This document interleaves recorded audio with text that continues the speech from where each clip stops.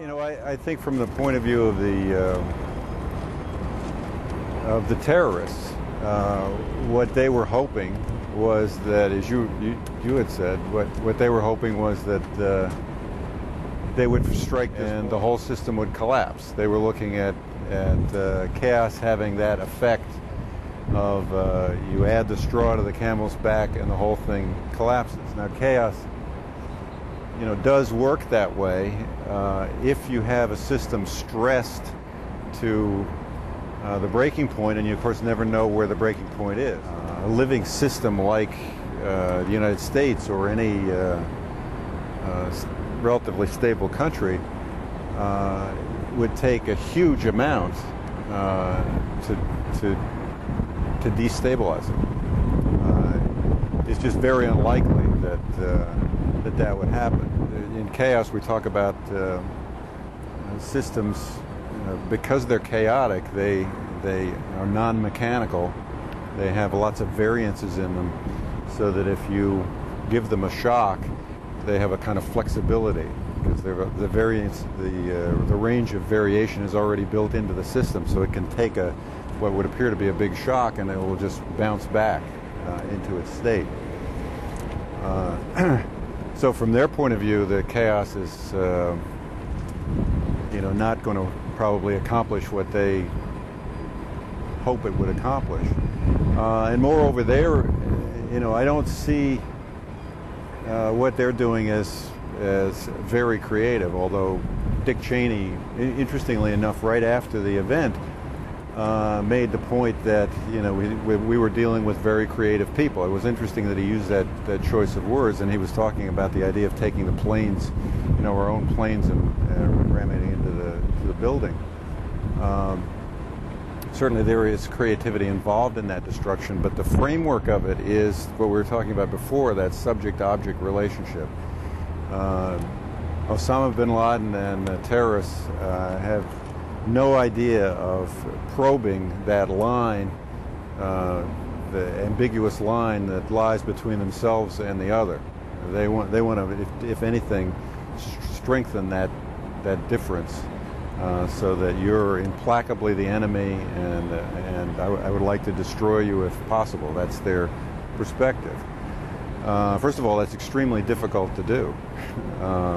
Many civilizations have tried to do it and have only, incurred their own ruin from it.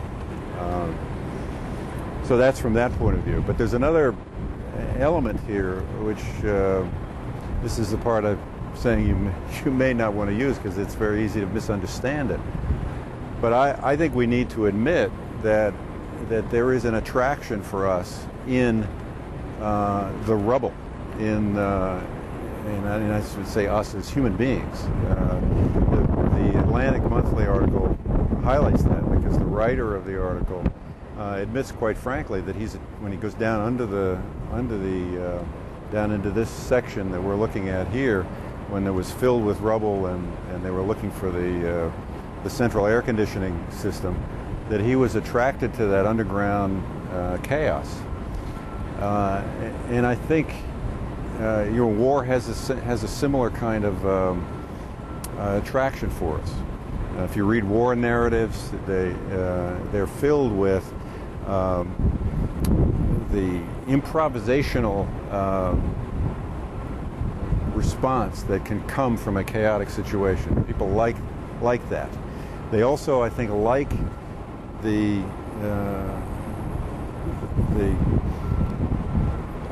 freedom, in a way, that comes from structures that have, entombed us. As they're comfortable, they've entombed us often with their comfort. And since we're often so ill-prepared to be creative in that context, it seems easier just to have the whole thing fall apart. In other words, I don't know that if you were used to being creative, you don't have to blow up the whole world in order for that to happen. But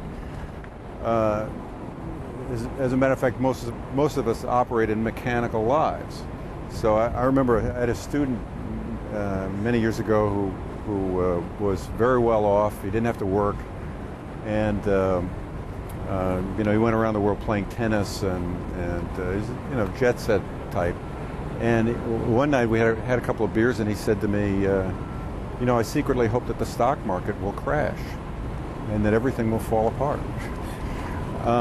And I realized that he was hoping that because he felt trapped in his life, and he didn't know how to how to act on his own creative impulses without all of that falling apart, because it was too seductive. The comforts were too seductive.